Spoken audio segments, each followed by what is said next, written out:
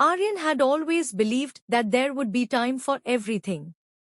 He would wake up late, scroll endlessly through social media, and tell himself, tomorrow, I'll start something productive.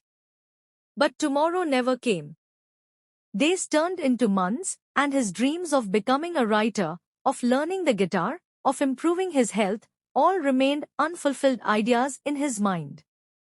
One evening, while visiting his grandfather's old shop, Aryan found himself staring at an antique clock on the wall. It had a brass frame, intricate hands, and a steady, rhythmic ticking sound that filled the small, cluttered space. His grandfather, Mr. Verma, was a retired clockmaker, known in their small town for his craftsmanship and wisdom. Noticing Aryan's vacant expression, Mr. Verma wiped his hands on a cloth and asked, "What troubles you, my boy?" Aryan sighed. "I don't know, Dadaji. I feel like I'm wasting time, but I don't know how to change." His grandfather chuckled softly and walked to the back of the shop.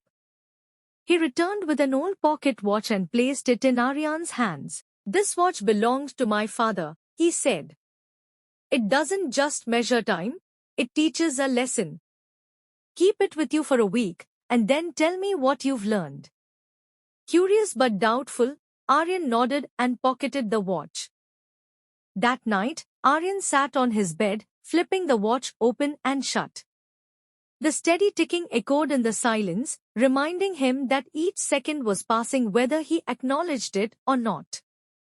He set the watch on his desk and made a decision. He would try to use his time better, just for 1 week. The next morning, instead of reaching for his phone, he picked up his long-forgotten journal and began writing. The words flowed surprisingly easily, and for the first time in months, he felt accomplished before breakfast. As the days passed, Aryan replaced his usual habits with meaningful activities.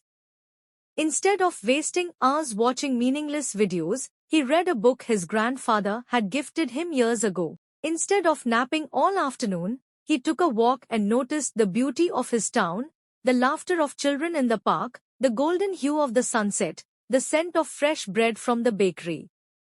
He also started making a proper schedule. Each morning, he wrote down 3 important tasks. 1. Write for 30 minutes to improve his writing skills. 2. Practice guitar for an hour to pursue his passion.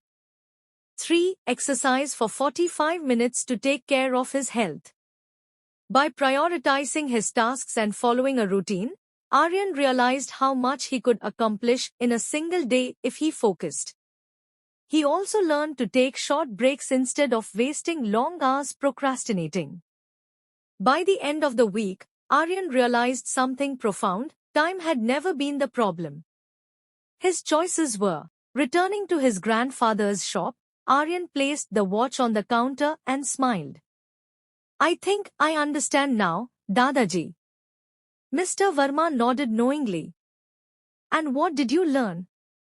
"That time is always moving," Aryan said. "It doesn't wait for anyone. But we can choose how we use it.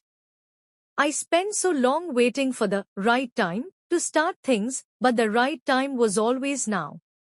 His grandfather patted his shoulder. "Indeed. People think time is something they lose, but in truth, time is something they spend. Make sure you spend it wisely." From that day on, Aryan did just that. He pursued his dreams, lived with purpose, and never again let time slip through his fingers. The moral of the story is, time is always moving, and it never waits for anyone. The key to a fulfilling life is not in having more time, but in making better choices with the time we have. Stop waiting for the right moment. The right time to start is always now.